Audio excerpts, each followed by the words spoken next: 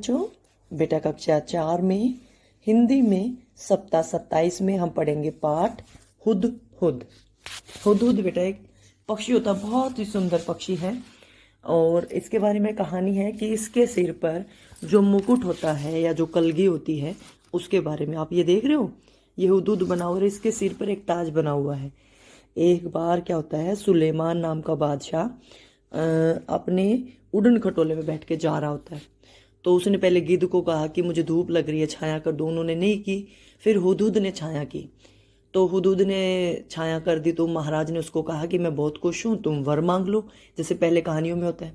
तो उन्होंने कहा हमारे सिर पे सुनहरा मुकुट, कलगी यानी एक तरह का मुकुट, सुनहरी कलगी आ जाए सोने की।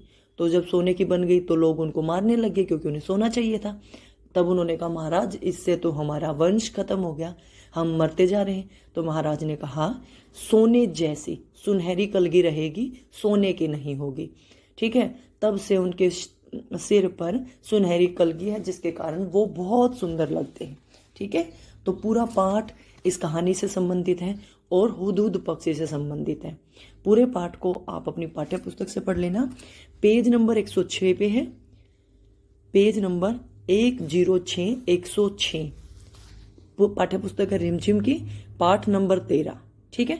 तो हम यहाँ पर केवल वर्कशीट को हल करेंगे। थोड़ा सा मैंने कहानी के बारे में बता दिया है, तो सभी बच्चे पाठ को पढ़ लेना। आगे बढ़ने से पहले आप सभी से वही रिक्वेस्ट कर रही हूँ बेटा, जो लोग चैनल पे नए हों चैनल को सब्सक्राइब करना ना भूलें, ताकि सॉल्यूशन वीडियो आप लोगों तक जल्दी पहुंचे। ठीक है। चलो अब आ जाते हैं अपनी वर्कशीट पे। वीडियो पसंद आए तो लाइक करना, कमेंट करके बताना। सभी बच्चे यहाँ पर अपना नाम लिखेंगे, यहाँ पे दिनांक लिखेंगे, डेट आज कितनी तारीख है, 24 तारीख है, पहला महीना है, साल चल रहा है 2022। ठीक है। चलो अब बात करते हैं प्रश्नों की। पहला प्रश्न है, शब्दों को उनके सही अर्थ से मिलान करना है। विख्यात, प्रसिद्ध, मशहूर, इससे मिलान करेंगे, पहले बता रही हूँ। परामर्श, सलाह, इससे मिलान करेंगे। ताज, मुकुट, पर, पंख, फल, नतीजा। ठीक है। तो मिलान कर दूं। चलो, विख्यात, प्रसिद्ध, मशहूर, परामर्श, सलाह, ताज, मुकुट, पर, पंख, फल, नतीजा। अगला है, सुलेमान बादशाह ने गिद्धों से क्या सहायता मांगी थी। सुलेमान बादशाह ने उनको कहा था मुझे धूप लग रही है, गर्मी लग रही है, तो मेरे अपने पंखों से मेरे सिर पर छाया कर दो। अभी लिख दूंगी, पहले बता देती हूँ। अगला है, हुदहुद के मुखिया ने सुलेमान की सहायता कैसे की। हुदहुद के मुखिया ने सभी हुदहुदों को इकट्ठा करके बादशाह सुलेमान के ऊपर छाया करके उनकी मदद की थी। ठीक है। दोनों को लिख दूं। देखो बेटा, मैंने दोनों प्रश्नों के उत्तर लिख दिया यहाँ पर। सुलेमान बादशाह ने गिद्धों से क्या सहायता मांगी थी। सुलेमान बादशाह ने गिद्धों से अपने सिर पर छाया करने की सहायता मांगी थी कि मुझे गर्मी लग रही है, मेरे सिर पे छाया कर दो। हुदहुदों के मुखिया ने सुलेमान की सहायता कैसे की थी। हुदहुदों के मुखिया ने अपने दल के सभी हुदहुदों को इकट्ठा करके बादशाह सुलेमान के ऊपर छाया कर दी। इस तरह से उन्होंने उसकी मदद की थी। बेटा हुदहुद में ये मैंने एक ऊ की मात्रा नहीं लगा पाई मैं, आप लगा लेना हुदहुद। दूसरे है पे भी ऊ की मात्रा आएगी, ऐसे हुदहुदों। ठीक है। तो ठीक से लिखना आप, मैं अपनी गलतियां साथ साथ बता देती हूँ। ठीक है। तो सभी बच्चे इसको पूरा कर लो। हुदहुदों को इकट्ठा करके बादशाह सुलेमान के ऊपर छाया कर दी। पूरा कर लो जल्दी से, फिर आगे बढ़ते हैं।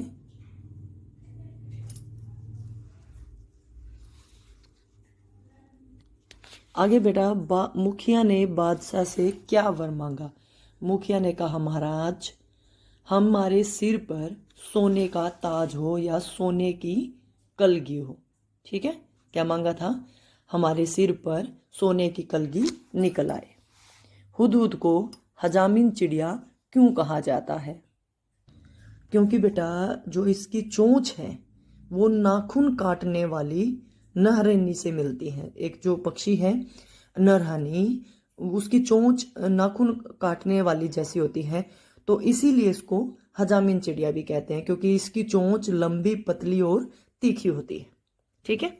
हुदहुद पक्षी की कोई दो विशेषताएं बतानी है तो देखो, इसके सुंदर पंख होते हैं, इसकी सुंदर कलगी होती है, सारा शरीर रंग बिरंगा और चटकीला होता है, पंख काले काले होते हैं जिन पर मोटी सफ़ेद धारियां होती हैं, गर्दन का अगला हिस्सा बादामी रंग का है, चोटी भी बादामी रंग की है। ठीक है। तो इसके बारे में दो चार बातें जो बता देंगे वो इसकी विशेषताएं हैं। ठीक है। तो इन तीनों प्रश्नों को मैं लिख देती हूँ आपके लिए। देखो बेटा, मैंने तीनों प्रश्नों के उत्तर लिख दिए हैं। मुखिया ने बादशाह से क्या वर मांगा था? मुखिया ने बादशाह से वर मांगा कि हमारे सिर पर आज से सोने की कलगी निकलाए। जब कब मांगा था? जब उन्होंने उसकी मदद की थी, उसके सिर पे छाया की थी। हुदहुद को हजामिन चिड़िया क्यों कहा जाता है? इसकी चोंच पतली, लंबी और तीखी होती है, जो नाखून काटने वाली नरहनी से मिलती है। शायद इसीलिए इसको हजामिन चिड़िया भी कहते हैं। ठीक है। हुदहुद पक्षी की दो विशेषताएं बतानी है। हुदहुद पक्षी का सारा शरीर रंग बिरंगा और चमकीला होता है, चटकीला होता है। इसकी चोंच लंबी, पतली और तीखी होती है। इसके सिर पर कलगी होती है, जो अन्य पक्षियों से इसको अलग करती है। ठीक है। तो तीनों प्रश्नों को लिख लेना। 5 हो गए हैं, सारे 2 पिछले पेज पे थे। आगे बढ़ते हैं। सुलेमान की भेंट हुदहुदों के मुखिया से हुई। मुझे मेरी बहन ने सुंदर भेंट की। तो यहाँ पर भेंट के 2 मतलब है बेटा। पहली भेंट का अर्थ है मुलाकात, दूसरी भेंट का अर्थ है उपहार या तोहफा। तो शब्द वही है, मतलब या मीनिंग बदल गया है। ऐसे ही हमारे सामने कुछ शब्द हैं जिनके मीनिंग अलग होंगे और हमें उसके हिसाब से वाक्य बनाना है। जैसे पहला है पर। एक तो पर होता है परंतु, पर मैं नहीं जा सका। एक पर होता है पंख, पक्षियों के शरीर पे पर होते ना। ठीक है। दोनों बता दिए, परंतु और पंख। फल, एक तो खाने वाला फल, आज मैंने आम का फल खाया। एक फल होता है नतीजा, एक फल तो कोई भी फल और एक नतीजा, परिणाम। ठीक है। वर, वर होता है वरदान। एक तो वरदान होता है, किसी से वर मांगो, जैसे उन्होंने वर मांगा था। एक वर होता है दूल्हा, शादी के टाइम जो दूल्हा होता है उसको वर बोलते हैं। सोना, एक तो सोना जो हम रात को सोते हैं, नींद, और दूसरा सोना जो एक धातु है। धातु मतलब सोने के गहने होते हैं ना, वो धातु है बेटा। तो मैं सभी के मीनिंग भी लिख देती हूँ, पहले वाक्य बना देती हूँ, फिर आपको आसानी से समझ में आ जाएंगे। देखो बच्चों, मैंने सभी शब्दों के अर्थ भी लिख दिए हैं और वाक्य भी बना दिए हैं। ठीक है। पर, पंख, सभी पक्षियों के पर होते हैं, यानी सभी पक्षियों के पंख होते हैं। पर, परंतु, मेरा पढ़ने का मन था पर मैं नींद के कारण नहीं पढ़ सका। परंतु मैं नींद के कारण नहीं पढ़ सका। फल, खाने का फल, मेरा मनपसंद फल आम है। परिणाम, दूसरे फल का मतलब है परिणाम, रिजल्ट। हमें फल की चिंता किए बिना, परिणाम की, रिजल्ट की चिंता किए बिना हमेशा मेहनत करनी चाहिए। रिजल्ट जो है अंग्रेजी का शब्द, आपको समझ में आ जाएगा, लेकिन हिंदी में फल या परिणाम। वर, दूल्हा, शादी में वर ने दहेज मांगा, दूल्हे ने दहेज मांगा। वर, वरदान, सुलेमान ने हुदहुद को वरदान दिया था। क्या वरदान दिया था? कि उसके सिर पर सोने की कलगी निकल आए। सोना, एक धातु, मैंने सोने की अंगूठी बनवाई। सोना, नींद, आज मुझे जल्दी सोना है क्योंकि मुझे नींद आ रही है। ठीक है। तो सभी शब्दों के मैंने वाक्य बना दिए हैं, अर्थ भी लिख दिए हैं। सभी बच्चे इस काम को पूरा कर लो।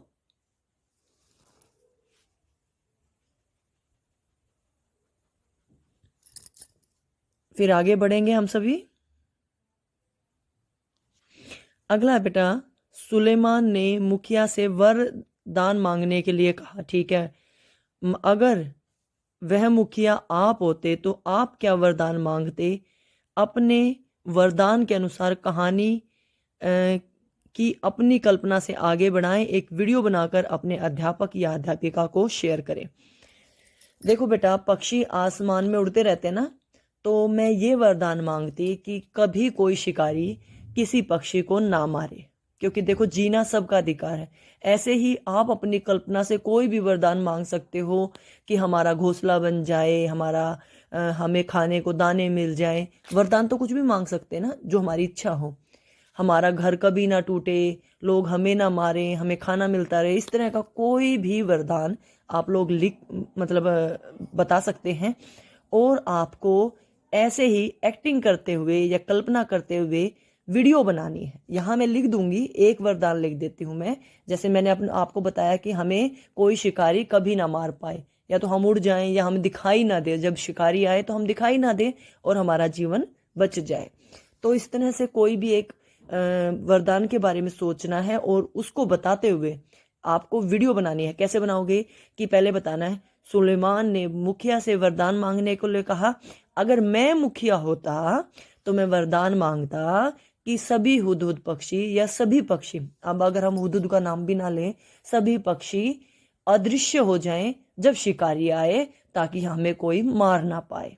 या फिर आप दूसरा कहना चाहें कि सभी हुदहुद पक्षियों को अपना घोंसला मिल जाए।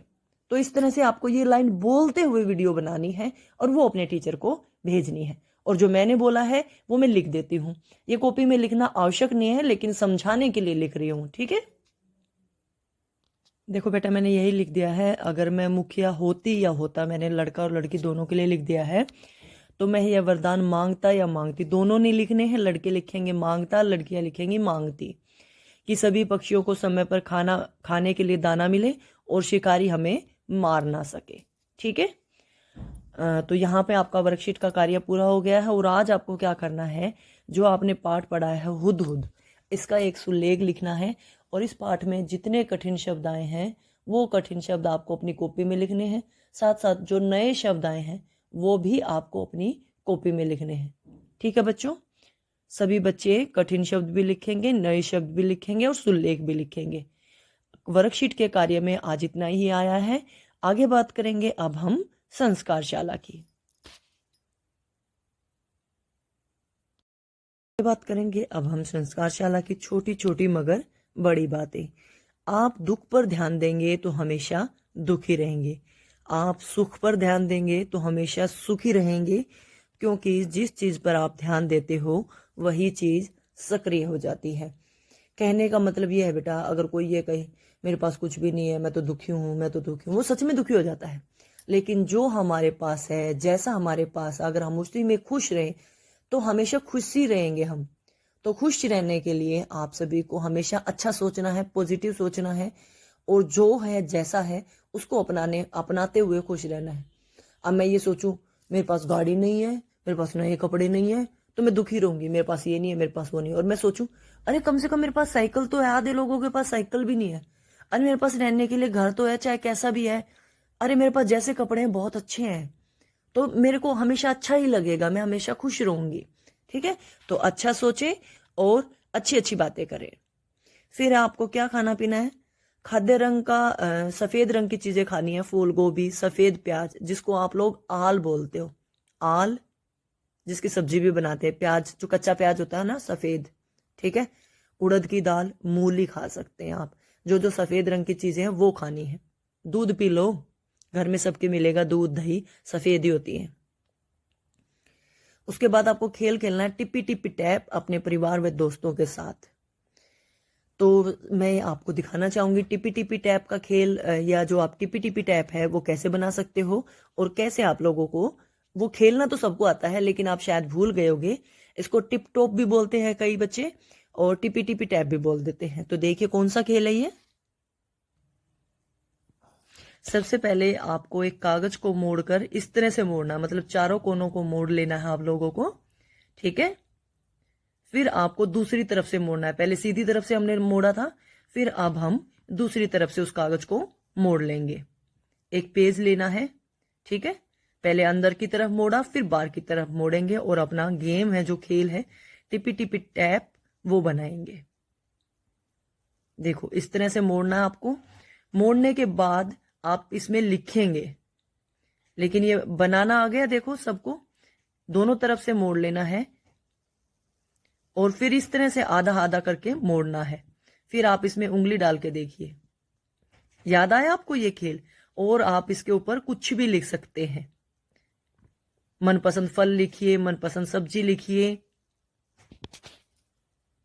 रंगों के नाम लिखिए कि पहले कौन सा रंग पसंद है। ठीक है, कुछ भी लिख सकते हो आप, फल, सब्जी, रंग, गिनती।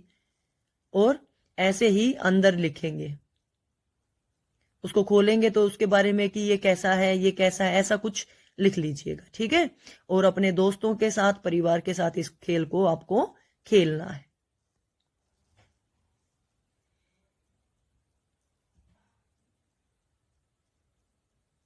सभी कोनों पे लिखेंगे, क्योंकि फिर पूछेंगे ना, तो फिर पूछेंगे पहले ये बताओ, फिर वो बताओ, फिर वो बताओ। लिखने के बाद आप वापस उसको मोड़ देना, 2 उंगलियां डालेंगे इस तरह से, और अब पूछिए, बताओ अपना मनपसंद रंग बताओ, और इस तरह से आपको बनाकर खेलना है। चल गया आप सभी को कैसे खेलना है, कैसे बनाना है? तो बनाइए और अपने माता पिता के साथ, दोस्तों के साथ खेलिए, जो मर्जी लिखिए उस पे। उसके बाद है आपके दिन की गतिविधि। अपने माता पिता के बचपन या शादी की तस्वीरें देखें। अपने मम्मी पापा को बोलो नुका आपके पास जो शादी के एल्बम हो या बचपन की फोटो, उनके की, आपके की नहीं, वो आप लोगों को आज देखनी है। आपकी दैनिक दिनचर्या वही है, माता पिता का अभिवादन करके दिन की शुरुआत करें, दांतों को दिन में 2 बार ब्रश करें, प्रतिदिन स्नान करें, खूब पानी पिएं, संतुलित आहार लें, अपने चेहरे को छूने से बचें, अपने हाथों को बार बार साबुन पानी से धोते रहिए, और लास्ट बट नॉट लीस्ट, अंतिम लेकिन अंतिम नहीं, कि अपना गृह कार्य समय पे पूरा करो। जो आज आपको काम मिला है, इसको जल्दी से पूरा करके अपनी टीचर को भेज दो। कोशिश की है कि आपको सारा कार्य समझ में आ जाए, आसान तरीके से समझाने की है। पाठों के रेफरेंस भी दे दिए हैं, कौन सा पाठ कहाँ से पढ़ोगे। तो पाठ पढ़ते हुए अपना काम पूरा करके अपनी टीचर को भेज दो। ये वीडियो पसंद आए तो वीडियो को लाइक करना, बहुत कंजूसी करते हो लाइक करने में। वीडियो देखने के बाद एक बार अंगूठे का बटन नहीं तो दबाना है। चैनल को सब्सक्राइब करना, कमेंट करके बताना मैम कैसी लगी। मैं आपकी मैम हूं ना, तो कमेंट करेंगे सभी बच्चे आज कि वीडियो कैसी लगी। वीडियो देखने के लिए आपका बहुत बहुत धन्यवाद।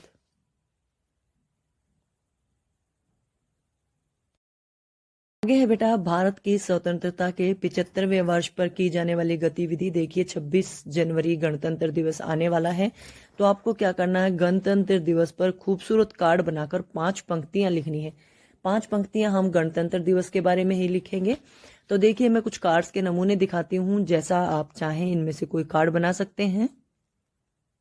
गणतंत्र दिवस का जो कार्ड बनाएंगे आप, तिरंगे के रंग में बनाइए। हमारा तिरंगा झंडा जो है 3 रंगों का है, केसरिया, सफेद और हरा। ठीक है, सभी में रिपब्लिक डे लिखा है, आप इसको गणतंत्र दिवस भी लिख सकते हैं। हिंदी की क्लास है इसलिए रिपब्लिक डे का भी बनाएंगे तो भी कोई दिक्कत नहीं है। कोई भी नमूना लेके आप अपना कार्ड बना सकते हैं। ये बनाइए, ये बनाइए, ये बनाइए, ये बनाइए, 3 रंगों में बनाइए सुंदर सा ग्रीटिंग कार्ड। ठीक है, आगे बात करते हैं इसमें क्या क्या लिखना आप सभी को।